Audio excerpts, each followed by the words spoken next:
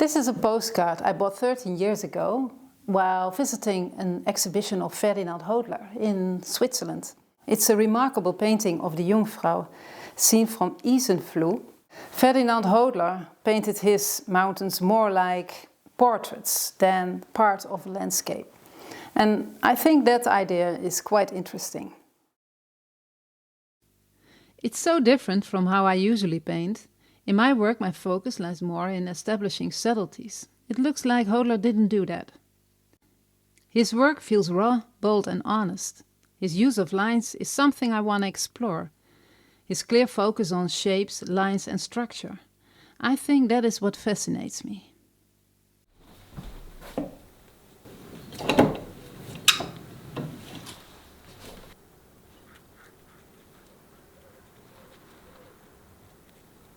Adding delicate, expressive line work while painting wet into wet isn't ideal, nor it is easy. You have to stay focused on the drawing and remain aware of the movement in every brushstroke.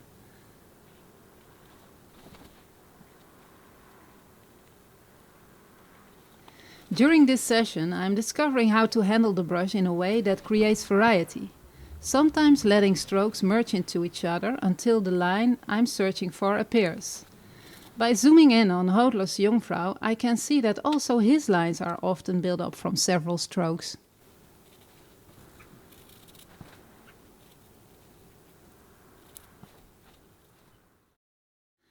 I want to learn more and understand what made his work so unique.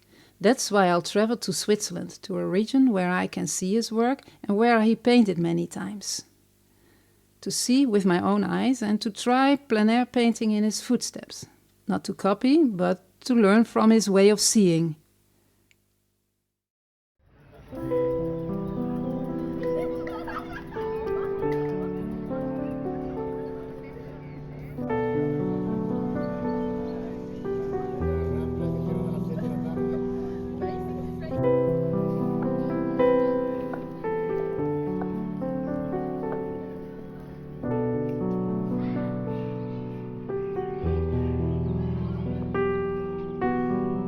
Hi, I'm in Bern today and I'm going to visit the Kunstmuseum to see the work of the Swiss painter Ferdinand Hodler. I've been interested in his work for a while, especially in his landscapes at Lake Thun. Tomorrow I will go there for doing some plein air studies, but first I'm going to check out his work in the museum to see how it looks in real life.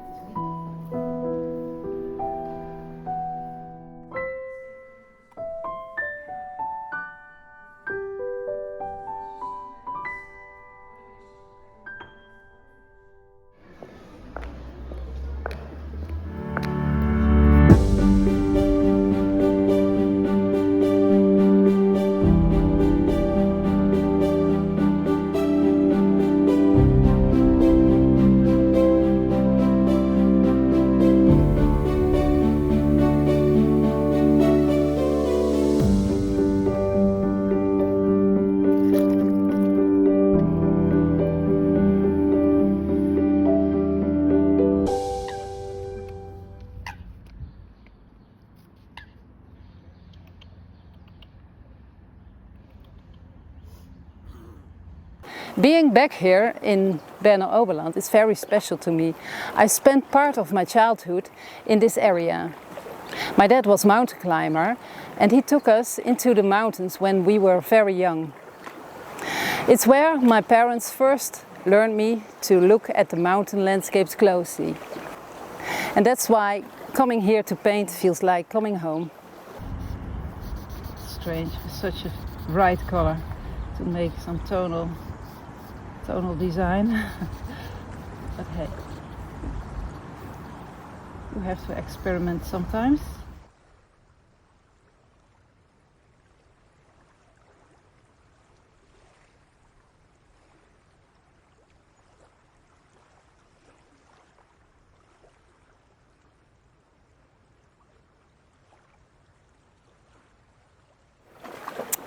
Observing the scenery, there's a lot going on. It's a challenging task to choose a focal point and stick to the main idea of my composition. A fine selection between the interesting shapes and colors of the mountains in the back and the changing characteristics in the movement of the water in the front isn't that easy as it seems.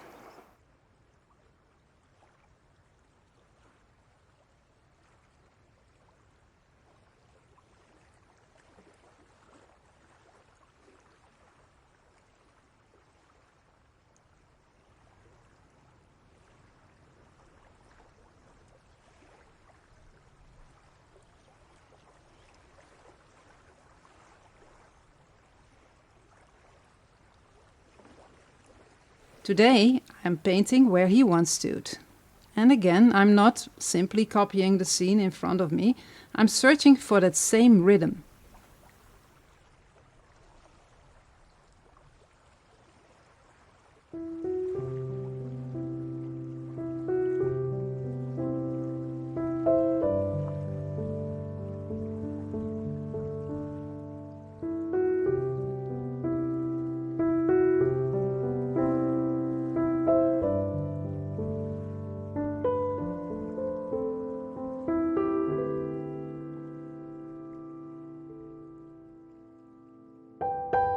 Ferdinand Hodler, born in 1853 in Bern, lost his parents at a young age and had to find his own path.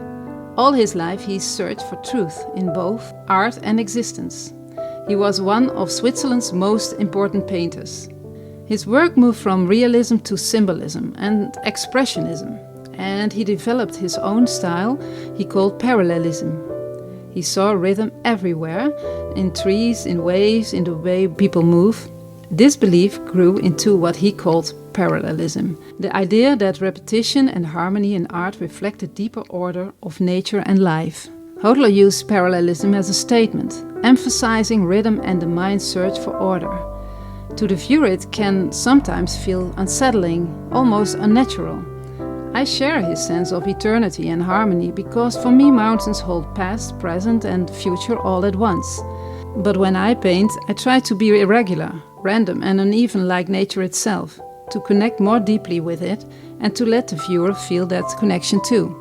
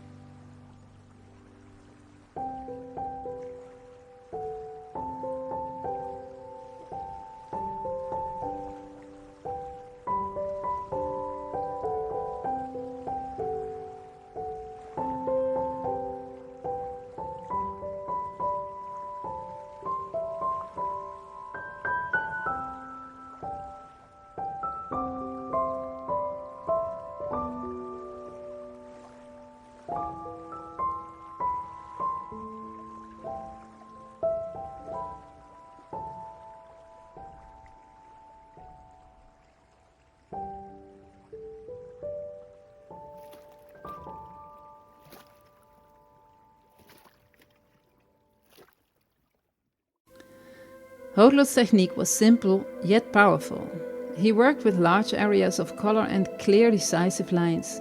For figures, he favored earthy tones, while in landscapes he turned to cool colors like green, blue, purple, and some ochre.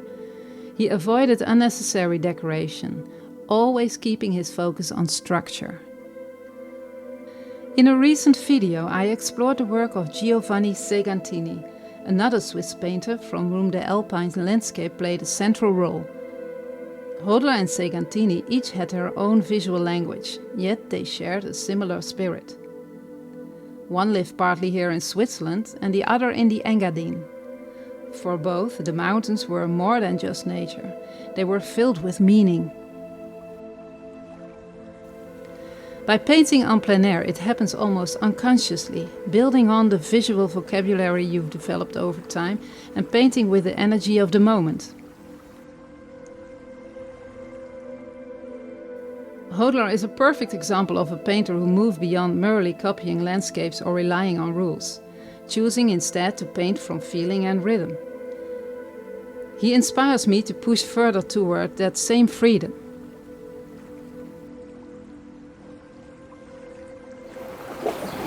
Painting here today gave me a whole new appreciation for Hodler's patience and his simplicity. I don't think I'll ever look at a lake or a mountain in the same way again.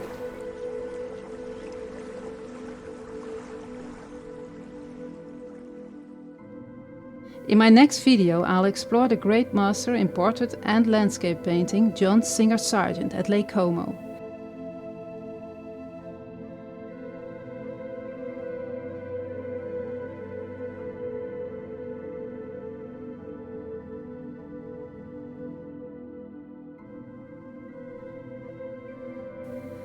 If you enjoyed this video, don't forget to like and subscribe and check out my other videos to explore more landscapes, techniques and the stories behind the masters. Don't miss it, and see you next time!